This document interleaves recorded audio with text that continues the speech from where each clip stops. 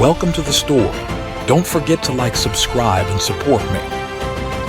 The president sat in his private office, staring out at the starry expanse through the reinforced glass wall. His reflection flickered against the backdrop of space, a reminder of the heavy burden that weighed on his shoulders. For years, he had been lauded as the man who would lead humanity to the stars, the one who had championed the cause of expanding into the galaxy. But today, he didn't feel like a hero. Today, he felt like a man slowly erasing his own identity, one clone at a time. The news from the science division had come earlier that morning, confirming what he had long suspected. His body, like that of all humans, was failing. No matter how advanced technology had become, no matter how much they had learned to prolong life, the human body was still a fragile, mortal thing. And on the distant planets they now sought to colonize, human bodies simply weren't enough. That was where the clones came in. "They're ready," Dr. Milner had said, his voice a calm monotone over the comms. "The first batch will be deployed within the week." The president had nodded at the time, feeling the weight of the decision settle over him like a lead blanket. He had agreed to the cloning project with the understanding that it was necessary. If humanity was to survive, if the fragile flame of civilization was to flicker on in the dark corners of the galaxy, then someone had to lead the way. Someone had to sacrifice. And in this case, that someone was him. Or rather, thousands of versions of him. The project had begun years ago, in secret. A few trusted scientists, hand-picked by the president, had been tasked with cloning his DNA and making the necessary modifications. The clones weren't just copies, they were better. Their genetic makeup had been enhanced to withstand the harsh conditions of alien planets, and each one had been embedded with a self-sacrificial mechanism. A fail-safe that ensured they would willingly give their lives if the mission demanded it. Now, the first wave of clones was set to be deployed to the most dangerous frontiers humanity had ever faced. Planets with atmospheres so toxic that one breath would kill an ordinary person. Moons with gravitational forces that could crush the bones of any unmodified human. It was the kind of work that no one else could do. Not anymore. The president knew that every clone would carry out its mission with the same sense of duty that he himself had. They were, after all, him. The same thoughts, the same instincts, the same drive to succeed. But there was something different about them, something that set them apart. The clones were designed to die, and they would do so without hesitation if it meant ensuring the survival of others. He turned away from the window and sat down at his desk, the holographic interface lighting up as his hands brushed over the controls. The official launch of the project was days away, but the president wanted to see the reports. He wanted to know where they were sending his clones, his other selves. A map of the galaxy appeared before him, highlighting several star systems in red. Each one represented a new colony, an outpost on the fringes of human space. Places so remote that even the most advanced technology struggled to maintain contact with them. Places where life, in any form, was a constant battle. The president's eyes scanned the reports, and as he read through the data, a sense of unease crept over him. These were missions that no one could survive. Not even the clones. The environmental conditions alone would kill them within weeks, if not days. And yet, they were being sent anyway. He leaned back in his chair, the silence of the room pressing in on him. This was the price of progress, he reminded himself. Humanity had no choice but to expand beyond Earth, beyond the solar system. Resources were dwindling, and the only way to secure a future was to find new worlds. But the cost was staggering. He closed his eyes, the weight of his own thoughts pulling him under. It was a strange feeling, knowing that there were thousands of versions of him out there, each one preparing to face its own death. And for what? To pave the way for a future that he might never live to see, the president's hand hovered over the controls for a moment before he pressed the button to open a private channel.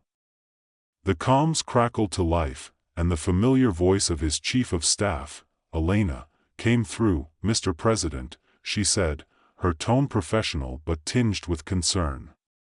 "Everything is proceeding as planned. The clones will be ready for deployment by the end of the week." He hesitated for a moment before responding. "Are we doing the right thing, Elena?" There was a pause on the other end of the line, the kind that spoke volumes.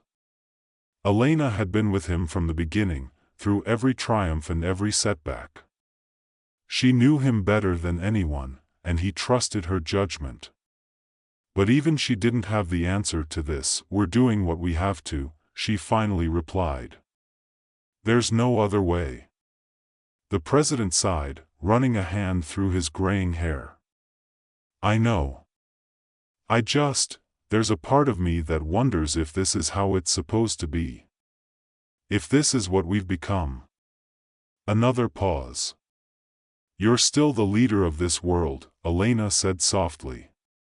"The man who gave humanity a fighting chance. That hasn't changed." But it had. He could feel it in his bones, in the very fabric of his being. The moment those clones were sent out into the galaxy, he would no longer be the only version of himself. He would no longer be unique. And one day, one of them would replace him. That was inevitable. "Thank you, Elena," he said, his voice quieter now. "Keep me updated on the launch." "Of course, Mr. President." The comms went silent, and the president was alone again with his thoughts. He stood up, moving back to the window, watching the stars blink in the vast darkness. Somewhere out there, his clones would be doing the same thing soon, looking out at the same stars, thinking the same thoughts, preparing for the same fate. They would succeed where humans had failed, carving out new homes for the species on hostile worlds. They would sacrifice themselves for the greater good, just as he had once vowed to do. But when the time came for his own replacement, would he have the strength to let go? Would he accept the fate he had chosen? The days passed quickly, and the launch of the cloning project arrived. The president stood in the command center, watching as the first wave of clones was sent out into space. Each one was placed into cryogenic stasis, stored in pods that would keep them alive until they reached their designated colonies.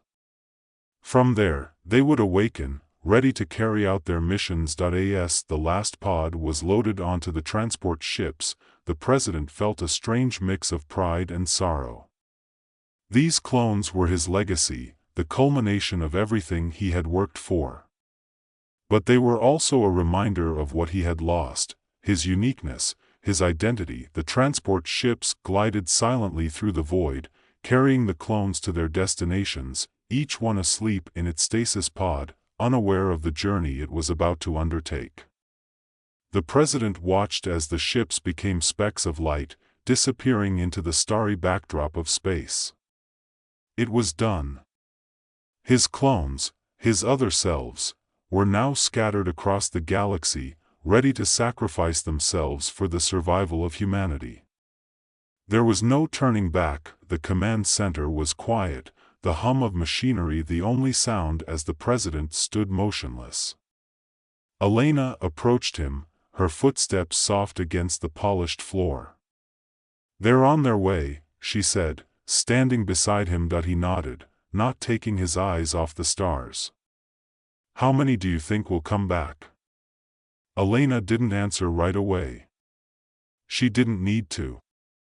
The truth was already hanging in the air between them. None of them would return.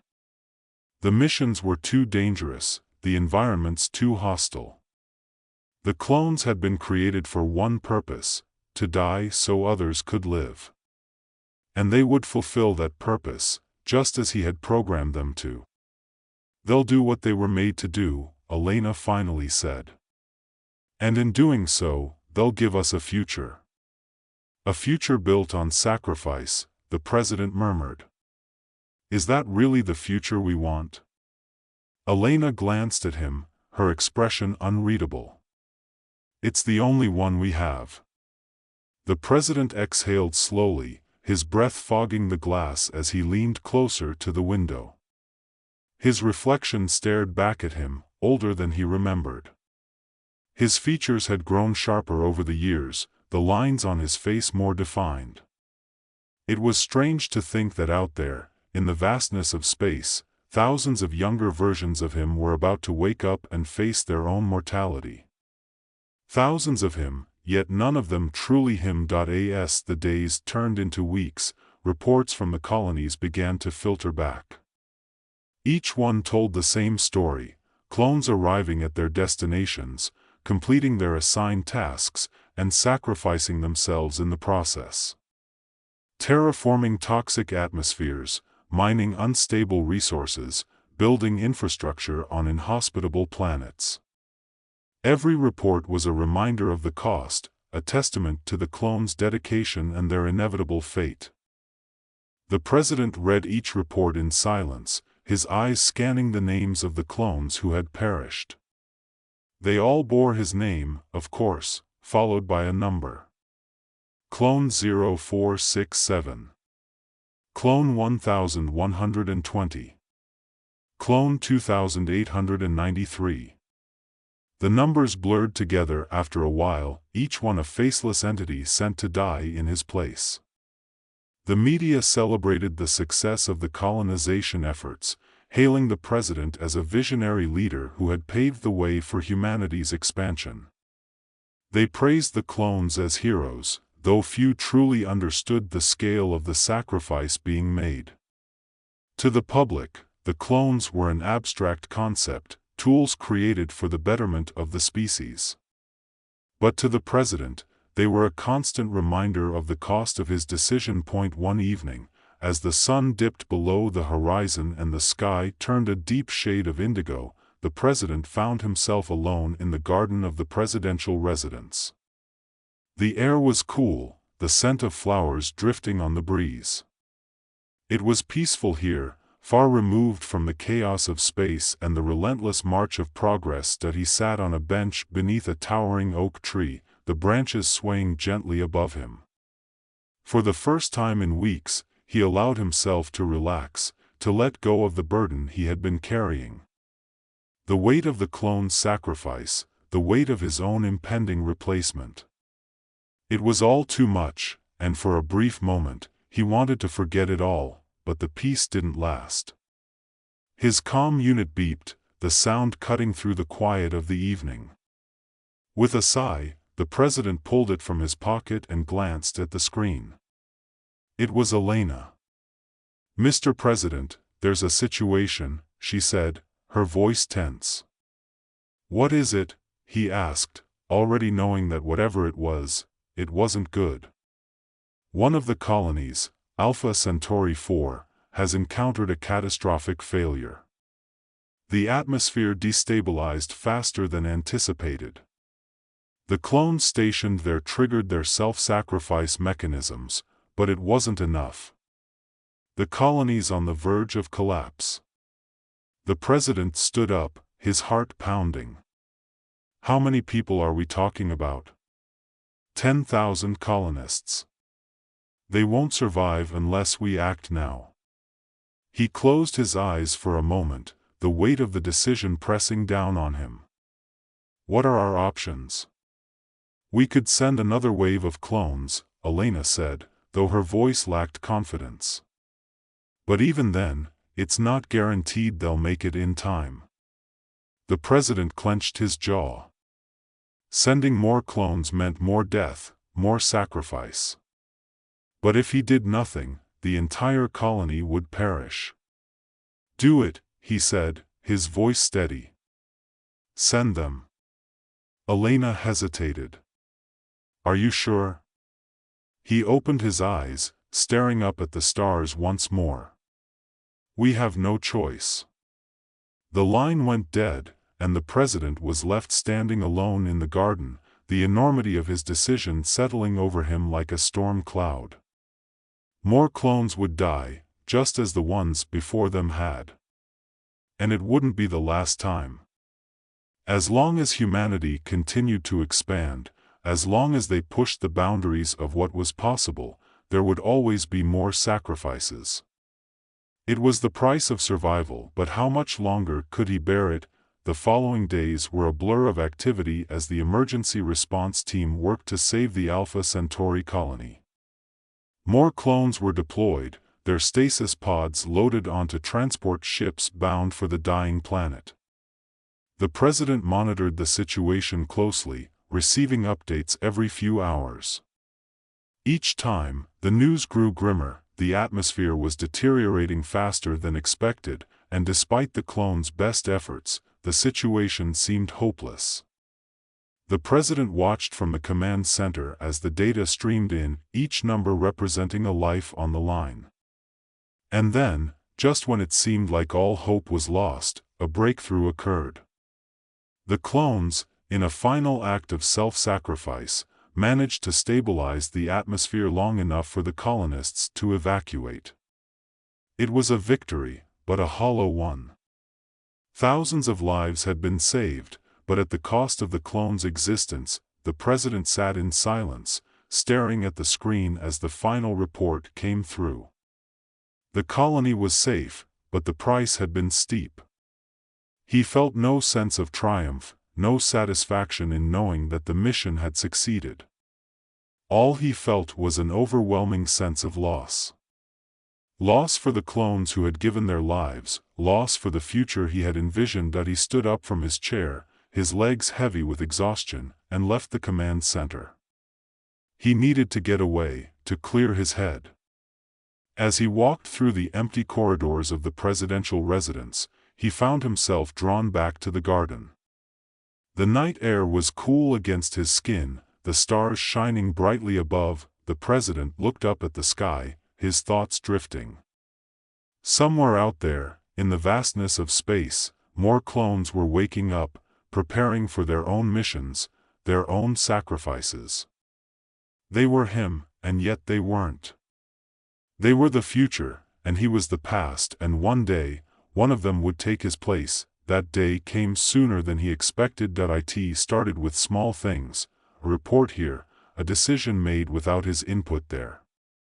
The Council of Governors, the body responsible for overseeing the colonies, began to rely more on the clones for leadership. After all, they reasoned, the clones were genetically identical to the president. They shared his instincts, his judgment. Why not use them to their fullest potential? At first, the president didn't mind. It was a relief, in a way, to have the burden lifted, to know that the clones were capable of handling the responsibilities he had shouldered for so long. But as time went on, he began to realize that the council was phasing him out. Slowly but surely, the moment of reckoning came one afternoon when Elena entered his office, a look of sorrow in her eyes. "Mr. President," she said, her voice soft. "The council has made a decision. They've chosen to appoint one of the clones as your successor."